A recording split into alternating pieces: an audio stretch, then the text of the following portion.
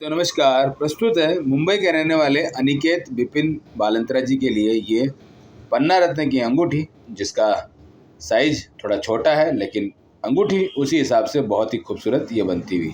हरे रंग का ये पन्ना शानदार ग्लेज के साथ में, जिसको आप देख सकते हैं इधर से हल्की रोशनी अगर इस पर इस प्रकार से पड़ती है तो एक थोड़ा बहुत काला छींटा और उसके साथ में यह अच्छा खासा हरा रंग यानी कि गहरे हरे रंग के साथ में ये पन्ना आपके सामने प्रदर्शित होता हुआ इसको बगैर रोशनी के दिखाया जा रहा है ताकि आप इसका ओरिजिनल जो हरा कलर है, जो कैमरे की नज़र से और जो हमारी नज़र से हमें दिखता है, वो इस प्रकार से हरा कलर हमको दिखता हुआ। कई बार रोशनी की वजह से इसके जो इफ़ेक्ट्स हैं यानी कि कलर के इफ़ेक्ट हैं वो बहुत बदल जाते हैं, या तो ये बहुत ज़्यादा डार्क हो जाता है या बहुत ज़्यादा चमकीला हो जाता है। इसलिए पूरी तरह से ये आपको दिखाने के लिए इस प्रकार से ये प्रयोग इसमें किया गया है।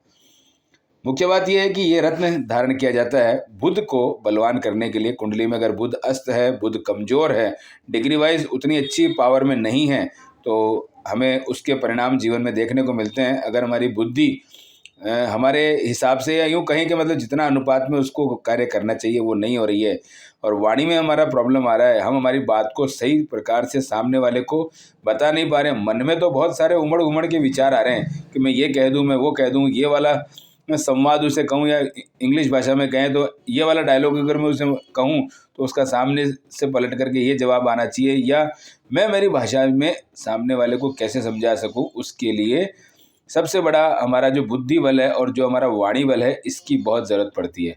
तो निश्चित तौर पर आप मान के चलिए कि अगर वो हमारे पास में है तो कहने ही क्या, लेकिन अगर वो नहीं है तो वो पन्ना को धारण करने से कहीं ना कहीं जीवन के अंदर देखने को मिलता है। तो इस प्रकार से ये जो पन्ना की अंगूठी, पन्ना का जो रत्न है, बुध को बलवान करने में हमारे को बहुत मदद करता है। लेकिन इसके साथ सबसे बड़ी ज़रूरी चीज़ है कि कुंडली में बुध अनिवार्य रूप से योग कारक होना चाहिए। योग कारक होने के साथ में आपको उसका रत्न अगर कुंडली विवेचन के बाद लिखा है तो ही धारण करना है। ऐसा ना हो कि आज मैं इसके गुण बता रहा हूँ और आपको लगेगा हाँ भाई मुझ में भी ये थोड़ा प्रॉब्लम आ रहा है, वाणी के मामले में थोड़ी सी बात नहीं बन रही है, हम हमारी बात नहीं कह पा रहे, तो चलो पन्ना पहन लेते हैं। या इसको मुख्यतः व्यापार का रत्न भी माना जाता है।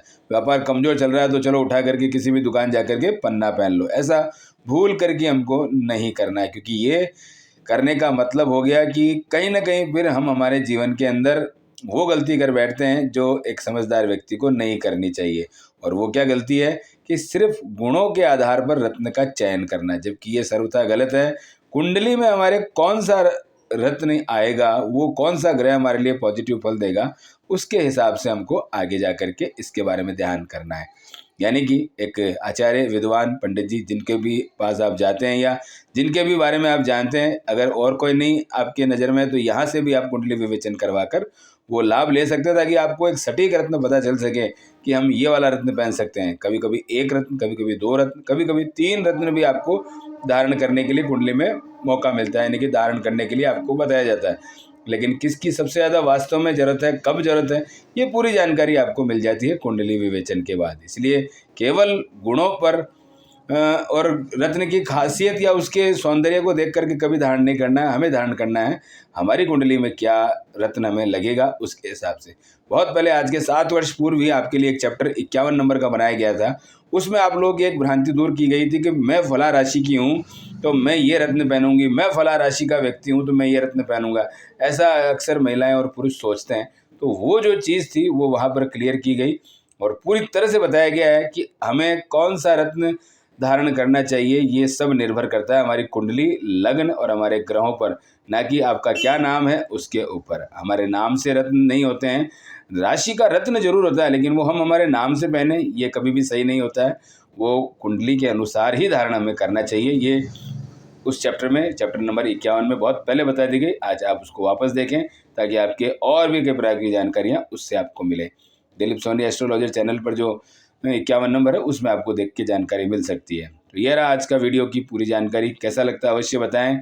नए मेहमान अगर यहाँ तक सुन रहे हैं तो अनिवार्य रूप से इस चैनल को सब्सक्राइब करने का लाभ ले सकते हैं, ताकि आपको हर प्रकार के ज्योतिष विज्ञान के वीडियो आपको देखने को मिलते रहें। और अगर मिलते रहेंगे तो आप निश्चित तौर पर लाभ ले सकते हैं अपने लिए बहुत सारी जानकारियों का। बाकी मिलते हैं नेक्स्ट वीडियो में। हर हर महादेव।